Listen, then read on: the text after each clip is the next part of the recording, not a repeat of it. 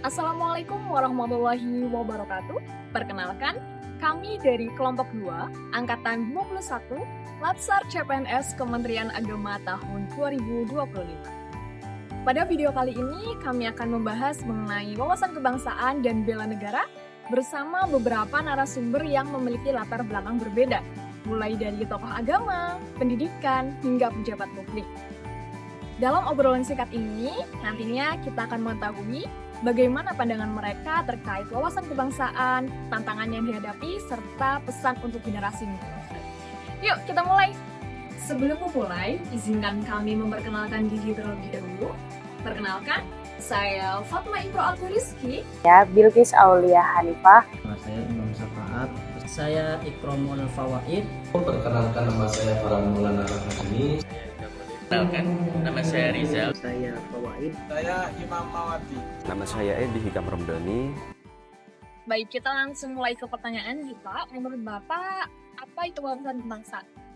Wawasan kebangsaan itu seperti cara pandang seorang warga yang berlandaskan Pancasila dan Undang-Undang 1945, tentunya gunanya untuk persatuan. Wawasan kebangsaan ini adalah cara pandang kita memandang negara kita berdasarkan prinsip-prinsip dan nilai-nilai yang sudah kita laksanakan sehari-hari dalam kehidupan bermasyarakat dan kaitannya dengan bernegara juga sebagai warga negara Indonesia. Wawasan kebangsaan adalah suatu cara pandang seseorang terkait dengan keutuhan dan kebersamaan sebuah negara. Bagaimana sebuah negara itu bisa tetap solid, tetap bersatu, kemudian tetap eksis baik secara budaya ataupun yang lainnya. Menurut saya adalah cara pandang tentang diri dan lingkungan yang mengutamakan persatuan dan kesatuan dalam mewujudkan tujuan nasional. Wawasan kebangsaan menurut saya adalah suatu sikap yang mencerminkan tentang cinta tanah air dan semangat persatuan dan kesatuan, juga ikut serta untuk menjaga keutuhan NKRI, Negara Kesatuan Republik Indonesia. Bagaimana bentuk bela negara yang Bapak ketahui dalam kehidupan sehari-hari, Pak? Bagaimana kita bisa menghargai sesama warga negara Indonesia, kemudian membangun toleransi dengan sesama warga Indonesia. Juga perlu kita menumbuhkan rasa cinta tanah air sebagai warga negara Indonesia dan juga mengamalkan Pancasila yang merupakan dasar dari negara Indonesia itu sendiri. Menjaga keutuhan NKRI atau dalam bahasa kerennya adalah NKRI harga mati. Memang di sini di Jawa kita tidak begitu kelihatan, tapi yang teman-teman kita yang di Papua itu kan sekarang lagi untuk mempertahankan bangsa Indonesia ini dia bertaruh nyawa. Dalam kehidupan sehari-hari, bela negara suatu contoh dari segi yang kecil itu tidak melanggar aturan-aturan baik yang tertulis ataupun yang tidak tertulis. Itu salah satu bentuk bela negara di lingkungan masyarakat. Bela negara dalam kehidupan sehari-hari begitu banyak ya. Kita ambil contoh misalkan taat aturan lalu lintas, itu bagian daripada bela negara. Tidak menerobos marka jalan. Kemudian di antaranya pula adalah membuang sampah pada tempatnya. Itu bagian daripada bela negara. Bela negara sendiri untuk hari ini kan kemudian nggak bisa kita maknai kemudian untuk mengangkat senjata bagaikan seorang TNI atau pejuang-pejuang kita yang terdahulu. Bela negara kita untuk hari ini bisa kita maknai untuk anak-anak muda mungkin bisa belajar yang giat, begitu kan, belajar yang giat, berprestasi, kemudian kedepannya bisa sukses memajukan bangsa, kemudian bisa saling menjaga persatuan. Itu adalah bentuk-bentuk dari bela negara untuk hari ini seperti itu. Bagaimana cara mencegah penyebaran berita hoax tersebut? Yang pertama yaitu kita harus selektif di dalam menerima berita atau informasi. Kita sebagai umat Islam di dalam Al-Quran sudah dijelaskan idza ja'akum fasikun binaba'in fatabayanu. Kita kedepankan yaitu tabayun dulu. Jangan kemudian kita ikut-ikutan mengeser, ternyata itu adalah sesuatu yang akan berdampak negatif pada diri kita. Jadi kita harus mengedepankan sikap tabayun dulu. Untuk mencegah itu adalah dua. Yang pertama adalah berhati-hati tentang berita yang provokatif, dan yang kedua adalah mencari sumber beritanya dulu. Sumber berita. Untuk menyikapi berita-berita hoax, paling mudah bagaimana kemudian kita kembalikan ke diri kita masing-masing terlebih dahulu, begitu kan? Bagaimana kemudian kita bisa mensaring informasi, kemudian baru kita sharing informasi tersebut kan begitu. Jadi disaring dulu, terus kemudian baru di-sharing. Itu saat ini media itu memang sangat luar biasa, baik itu memberitakan hal-hal yang lalu atau kadang memberitakan hal-hal yang memang di situ juga tidak benar. Cuma kita sebagai warga negara Indonesia itu punya kewajiban untuk mengecek itu. Seringkali medsos itu sebetulnya sangat luar biasa untuk untuk menyebarkan fakta. Nah, tapi kita sebagai warga negara, sebagai orang yang berpendidikan harus ngecek, karena medsos itu tidak selamanya beritanya itu benar. Kadang itu memang untuk hanya sekedar. Terkait masalah mencegah berita hoax, tentunya bisa memecah belah kan gitu. Maka ya pastikan saja sumber informasi itu akurat begitu, dan ditinjau ulang sumber informasi itu dari resmi pemerintah atau tidak. Tantangan terbesar dalam menjaga persatuan bangsa saat ini apa, Ustaz? Tantangan bangsa amatlah banyak pastinya ya. Sebuah bangsa yang berkembang seperti Indonesia ini banyak tantangannya.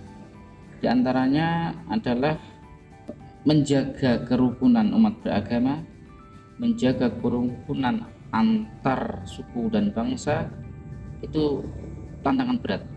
Apalagi di Indonesia ini adalah negara yang majemuk, yang plural, berbagai macam suku bangsa ada di sini, berbagai macam agama dan kepercayaan ada di sini. Itu maka wajib bagi kita untuk menyatukan, sehingga agar tidak menjadi sebuah gejolak sosial yang membuat negara ini pecah. Untuk menjaga persatuan tentunya adalah karena kita hidup di dalam perbedaan, maka perbedaan ini seringkali dimanfaatkan untuk memecah belah. Nah, maka kita harus mengelola perbedaan ini secara bijak supaya tidak mengganggu keutuhan kesatuan bangsa. Untuk menjaga untuk tantangan yang dihadapi bangsa Indonesia itu karena memang banyaknya keragaman bangsa Indonesia, terdiri dari beberapa suku, agama, dan juga budaya, sehingga diperlukan untuk persamaan pemahaman. Yang pertama adalah tanamkan bahwa negara ini adalah rumah kita. Apapun yang terjadi, ini adalah rumah kita yang harus kita jaga kenyamanannya, keamanannya, keasriannya, kebersihannya, kesolidannya, kemudian munculkan dalam diri kita yaitu cinta kepada tanah air, sebagaimana disampaikan oleh Mbak Wahab Hasbullah, hubul watan minal iman itu. Mungkin tantangan terbesar adalah kesadaran diri untuk kita itu bisa memahami nilai-nilai kebangsaan yang kita miliki dalam kehidupan sehari-hari.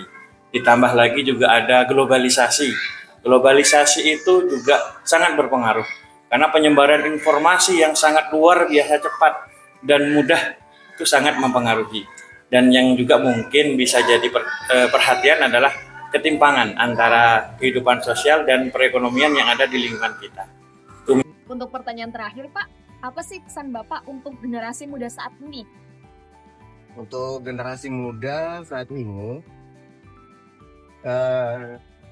teruslah belajar, berprestasi, dan berkontribusi untuk bangsa. Gunakan teknologi untuk hal yang bermanfaat, dan juga hormati perbedaan dan cintai tanah air dengan berbagai karya yang nyata. Masa-masa saat ini itu sudah zaman akhir, zamannya sudah akhir.